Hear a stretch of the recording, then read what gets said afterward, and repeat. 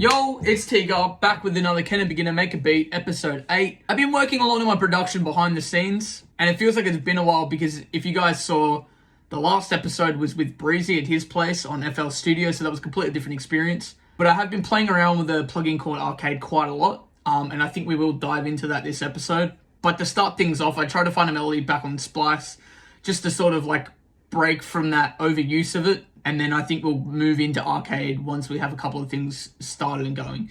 So I quickly found a loop. Let's have a listen.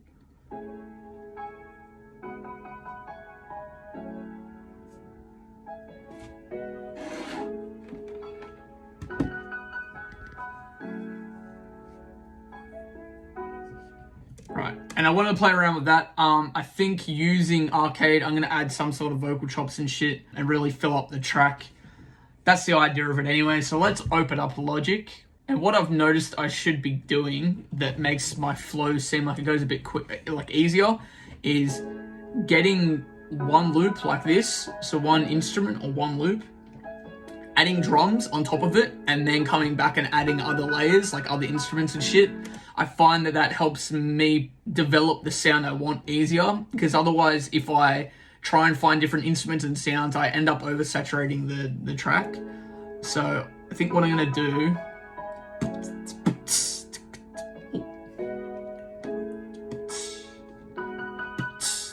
I'm actually gonna go through some of the kicks I already have.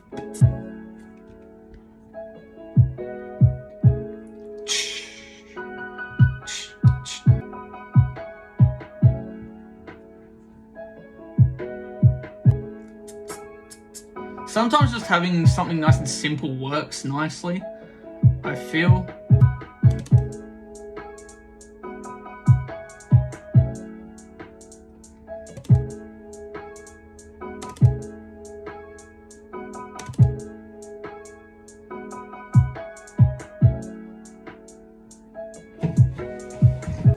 I think that actually works quite well, to be fair.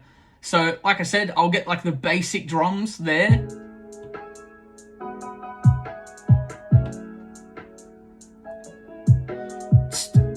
I might even get like an open hat as well, possibly. Even let's just go sound effect, actually. It's gonna sound goofy as fuck, but let's add that.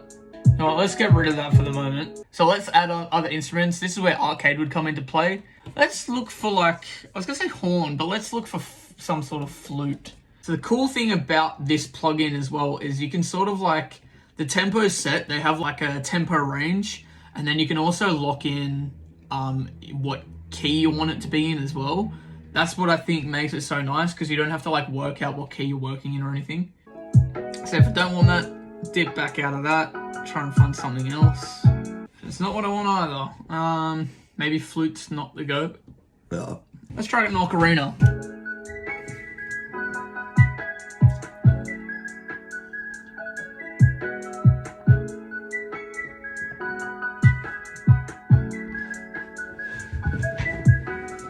Actually really like that. Sometimes when I find things like this and I find like a pack I like that fits with the track itself, sometimes I might even like layer things. So like even if I play these three together, that's probably too high pitch, but like maybe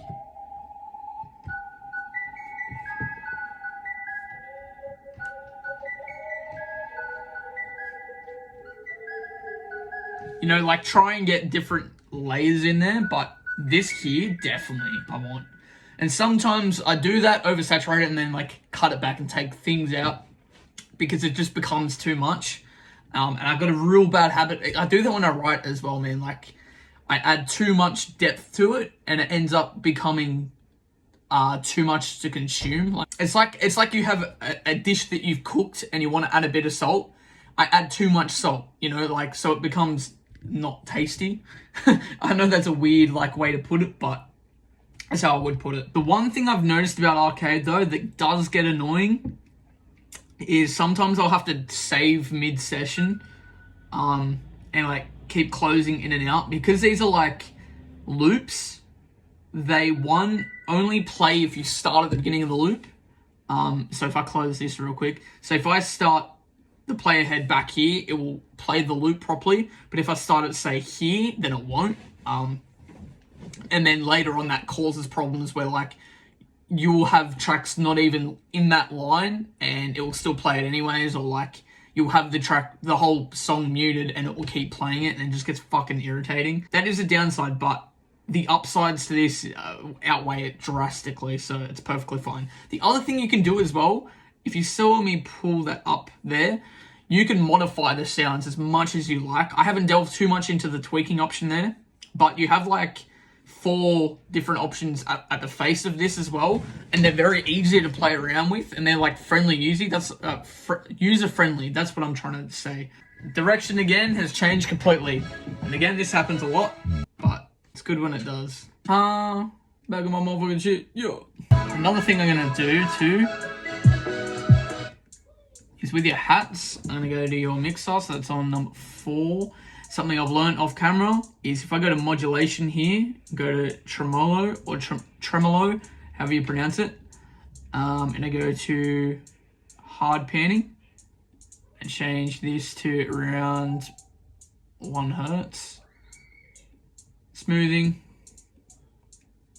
See how in the mix there, it sort of bounces back and forth a bit. It gives a little bit of extra flavor. I really like that. Right, I've given everything a quick mix. Added effects and shit, organized everything. So, without any further ado, let's have a quick run through 3, 2, 1, bop.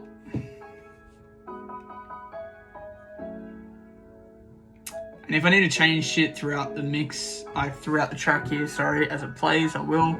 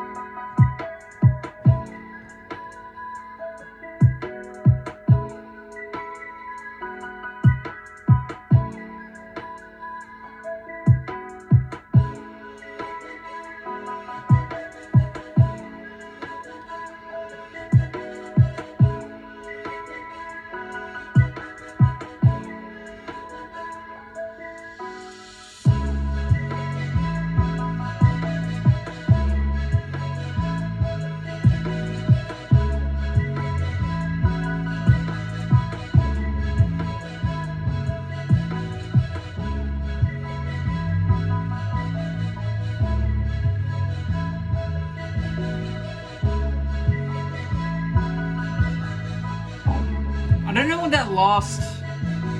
Let's just stereo out. I don't know if that has anything to do with the master itself. Again, I'm not that deep into this yet, so if you do know about that, let me know in the comments below. Boom.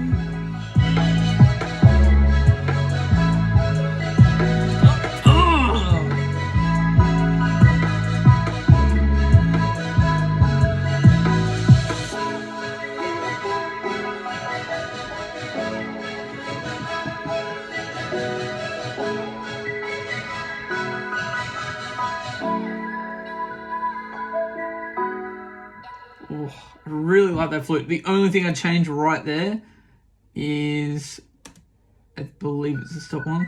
No. So you can hear that vocal like repeat itself at the very end. What I'm going to do is literally chop it like here. Boom. Split. So now when I play it, it should not do that.